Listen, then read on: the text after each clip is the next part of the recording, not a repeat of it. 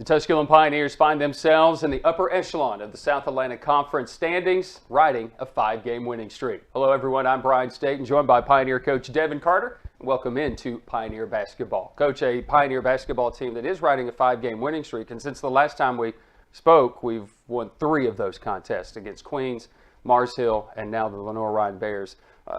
Obviously an impressive stretch, and you've had to do it you've been a little creative, I think, in ways, because you've learned that I got to play a lot of my bench. We've had to do some of that here down the stretch. We've got some players that aren't necessarily injured, not hurt, but we're getting into some foul trouble. And right now, you're learning a whole lot about your basketball team.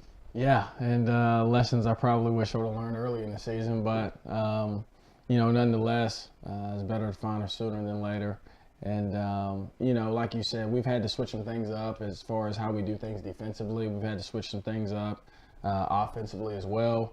And those are things that, as coaches, you kind of stress over sometimes because you don't know what you're going to get with each game. But it's taught me to take every situation keep every situation in mind. And, our kids have definitely through this stretch, we've hit different types of adversity, but they've always found a way to get the win. And at the end of the day, that's all you can ask for. We go to Charlotte, North Carolina, take on a Queens team that's surging. This is a team that's coming off a win against LMU. They're playing with a lot of confidence. First half, it's kind of nip and tuck back and forth. We didn't have Kendrea Duke on the floor once again in that first half. Second half, she comes out, establishes once again her dominance, hold them to just 13 points. Yeah. We win that game. We go to Mars Hill, and here's a team that's scoring. They're a 3-point loss to Wingate. They're playing well against some teams here of late. And once again, in the first half, you hold them to 15 points. We didn't play great offensively. Right. There's a lot of similarities at the end of Queens, start of Mars Hill, and throughout the entire game of Mars Hill, obviously led by a defense that right now a lot of people can't figure out. Yeah, it's kind of unique.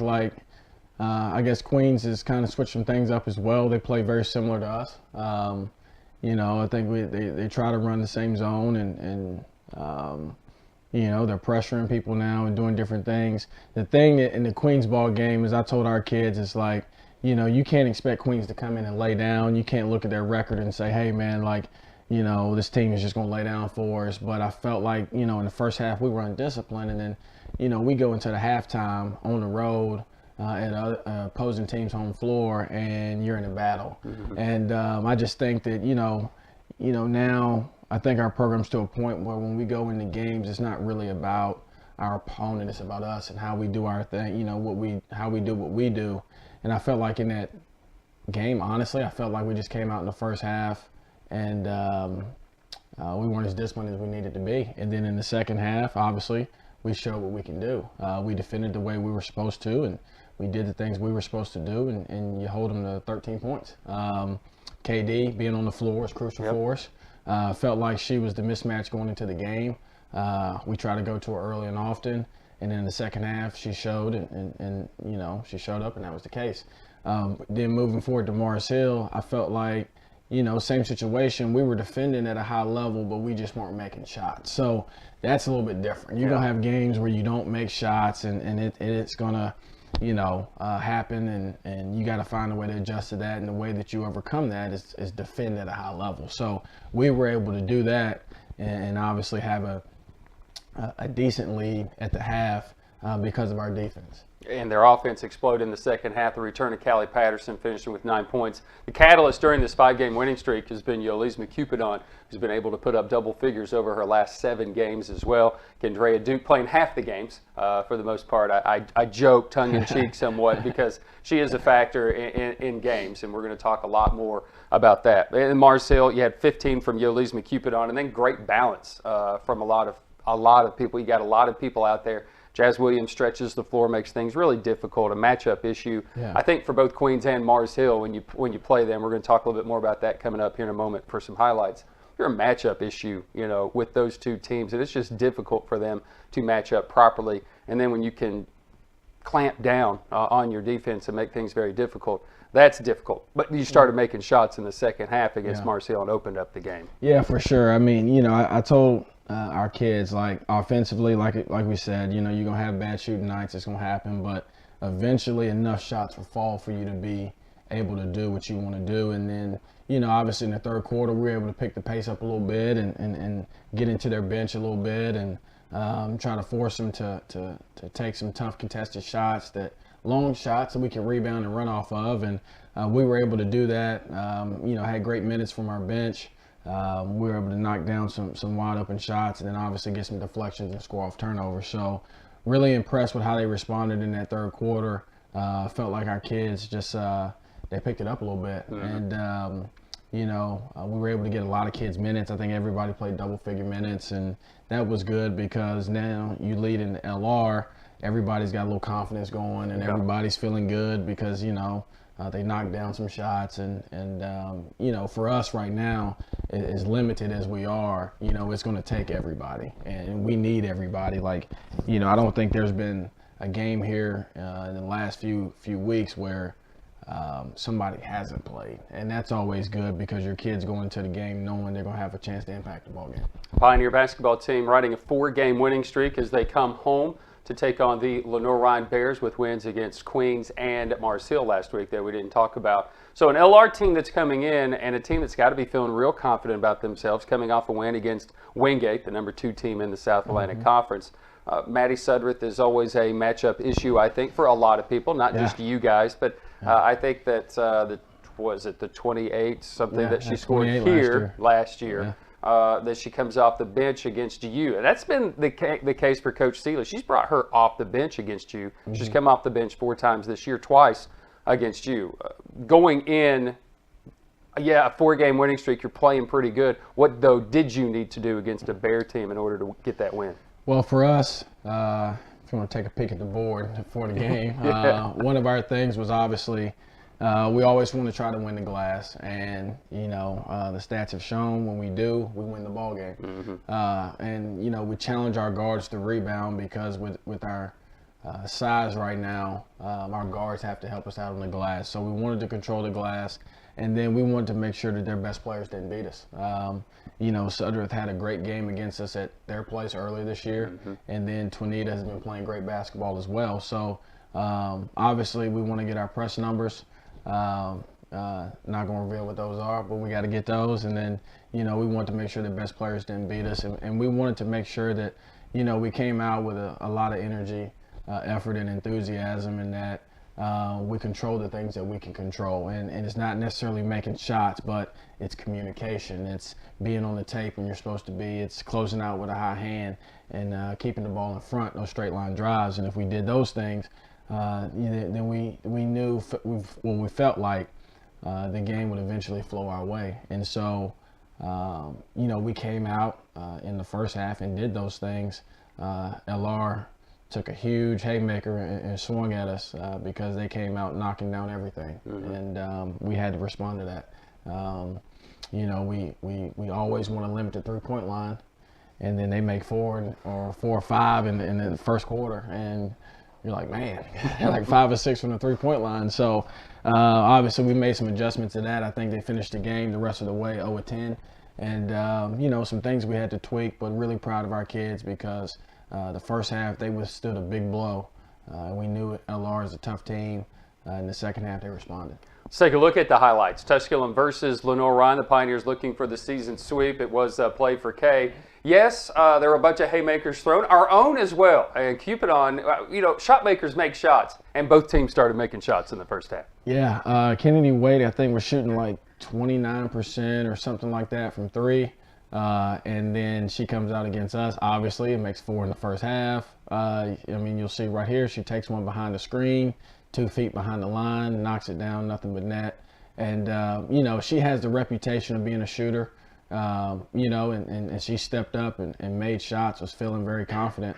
I think for us, on the offensive end, being able to go into KD early was huge for us. And, you know, being able to establish that inside game, it frees up, you know, a lot of our kids on the outside. And so we try to create as many rhythm shots as possible. And so when you're able to get the ball in and spew it back out, and now all of a sudden your kids are stepping into shots instead of having to take them off the dribble. And, you know, I just felt like we did a great job of doing that. wish we wouldn't have gave up 5 threes in that first quarter. But, like I said, they adjusted, and we were able to hold them over the rest of the game from the three-point line, which I think ended up being the difference in the ball game, is we were still able to knock down threes, and we limited theirs. Definitely a high-scoring first half. Wade rattling in another one. I'm actually listening on the radio, and I'm listening to all these threes fall, and it seems like the only ones that I'm hearing are the ones from Lenore Ryan. And I'm thinking, man, we're getting blown out of this game. But again, you're making shots, and a lot of that starts in the paint, as you were talking about, opening up shots for people like Jazz Williams. Yeah, and, Jazz has been, really big for us because of the mere fact of, for so long, we've had Casey Johnson, who is one of the best three-point shooters actually in NCAA history by the numbers, out there. And we've been able to stretch the floor so much because of, players like Casey and she's an all-league player and stuff like that. But then, now all of a sudden you're looking for somebody to fill that void. And I never thought in a million years it would be Jazz Williams, but she stepped up to the plate. You're starting to see some of that potential from her that I think that she's shown her entire career, but she's starting to tap into that potential. And so for her to step into that role for us has been big, and obviously it's helped us on the glass as well. We've been able to win some rebounding battles here lately against teams that we haven't been able to in the past because Jazz adds some athleticism and some size to us. Her along with KD makes us bigger.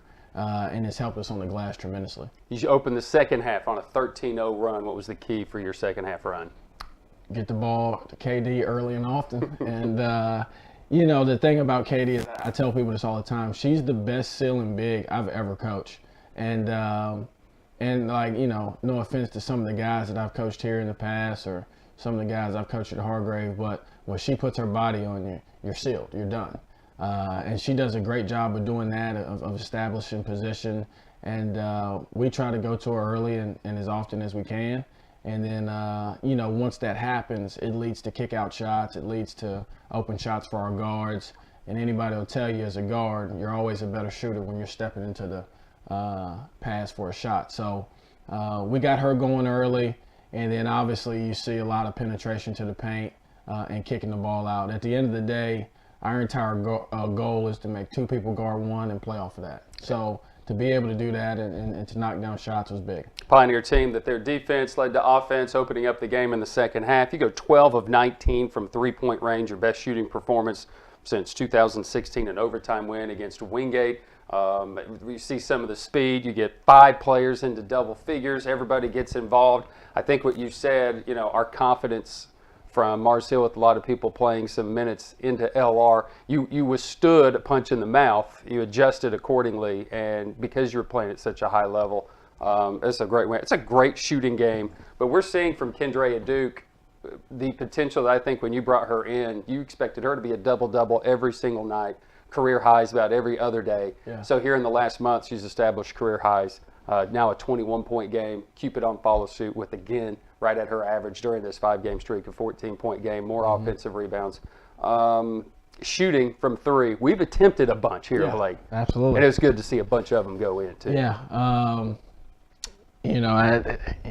lot of people ask me what my offensive philosophy is. At the end of the day, I want our kids to play without thinking. And I want them to play as fast as possible without thinking. I think one of the things that we've cleaned up this year, and last year we set a school record for threes. This year we'll probably break that record, but with a lot more makes.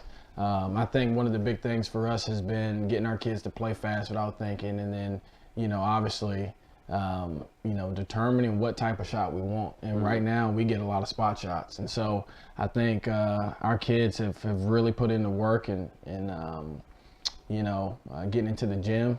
Obviously with the injuries, it's forced me to change because it used to be we hit every single day, and that's what we did. We guarded, we hit, we rebounded, we smacked each other, we pressed each other, we did all that. And now, with the injuries, it's forced me to change, and we've been having to get up a lot more shots and a lot of non-contact. And like yesterday, our kids barely hit each other, barely touched each other. But at the end of the day, the game is about making shots. And, for our kids to step up, you look at Armwan, you look at Callie Patterson, you look at Jazz Williams, you look at Mia Long, who's improved tremendously as a three-point shooter. Lovely Locklear, Yulise McKeepin, all those kids getting into scorebook for knocking down threes. That's big for us because at the end of the day, you know, twos are great, layups are great, but that three ball can separate you. And obviously against LR it did.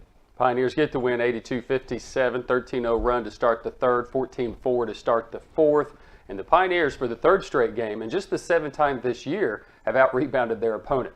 They've also on a 5-game winning streak. 3 times this year, the Pioneers have been on 4-game or 4-game. Last time that happened was an Elite 8 appearance. Not saying that that's what needs to happen, just saying that the last time it happened. All right, so the Pioneers riding this 5-game winning streak into a big week and a big rivalry, and we'll talk about that when we return right after this with more Pioneer basketball with Pioneer coach Devan Carter.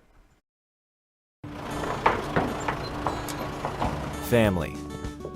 Food's here! What's it mean to you? We got lunch. To us, it means the people you care about, look out for, and yeah, love. Even if you'd never let them hear you say it. Hey, you're eating hummus? What's wrong with hummus? Here at Ingalls, we have everything you need to gather around the table and give each other a hard time. Because that's what families do. Ingalls. All the ingredients for family. We welcome you back into Pioneer basketball with Pioneer coach Devan Carter. All right, big week, big rivalry. We had this big winning streak going on, and then we kind of ran into the road stop and the roadblock that is Carson Newman. You know, listen, Harris is a great guard, number one, and then you've got a tough road trip to Coker. Always a tough place to play because you got to go there and play. Just a big week for this Pioneer basketball team. Huge. You know, obviously, the rivalry that is us and Carson Newman, there'll be a great crowd there. They do a great job of scoring the basketball.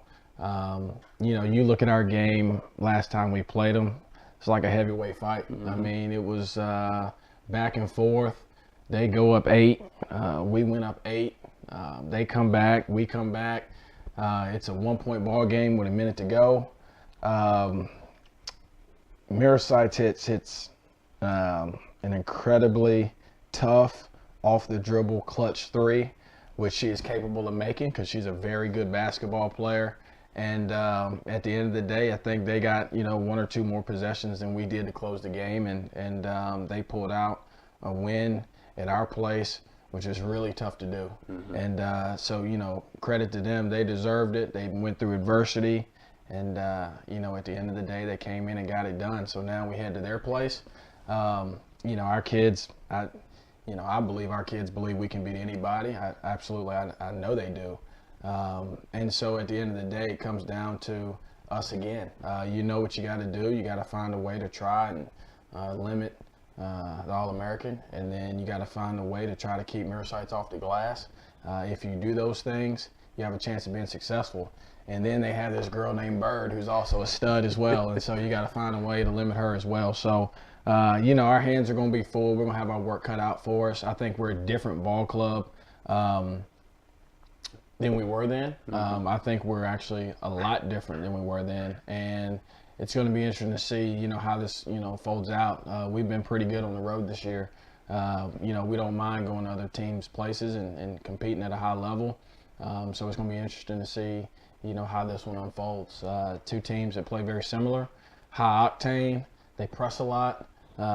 You know, they switch it up now with zone a lot. You know, so it's going to be a fun game. It's one of those games where you got to go, or you got to listen, or you got to watch. It's one of those games. A huge week for the Pioneers. Carson Newman is the next. Coker, the big road trip. And then the Pioneers will close out the season at home. And I know we're not necessarily scoreboard watching, but it's almost as if you got to take care of your own. You know, right now you've done that here of late. You've taken care of the teams that I think you should have. Do you feel as if you're going to need to knock off one of these elite teams that you're playing? That I say elite, that are in the top 4 in the South Atlantic Conference. You feel like you need that for even more confidence as you head down the stretch? Well, it won't hurt. I think for us, like, you know, you look at, I tell our kids every day to take it a day at a time, and I really don't know who we have beyond Carson Newman other than Coker, because you just said it. But I don't know which order they go in, but at the end of the day, you know, I know we probably play LMU and Wingate. You know, for sure, because they're coming to your home, they're coming to your place. You know, our goal is to take care of every home game we have in the year, and then you have an LMU team coming in who, They beat you. Yeah, they beat us by one at their place, and then you got Wingate coming in. I think it was a 5-point ball game at their place, and so obviously now, they return the favor and come to us. But it's only going to help your seeding, and obviously for us, there's a lot of milestones that we want to accomplish as a team. A certain level we want to get to as a team. We want to try to get an at-large bid and all this other stuff. So all that stuff comes into play, and anytime you can knock off a Wingate or a Carson Newman or one of those teams, it does nothing but help you. So obviously we try to take it a day at a time, but in the back of your mind, those things are still up for grabs. And so we want to go get everyone that we can to better our chances of continuing our season. No chance right now for a slip-up for this Pioneer team either. It is a jumbled mess in the South Atlantic Conference outside of Anderson, who is blowing the doors off, riding a 20-game winning streak right now. Pioneers riding a 5-game winning streak, heading into Carson Newman and Coker this week. For everyone involved here at the Pioneer Sports Network, behind the scenes, Nick Forsberg, Dom Donnelly, Jim Miller. He's Pioneer coach Devan Carter. I'm Brian Staten, and until next week, go Pioneers.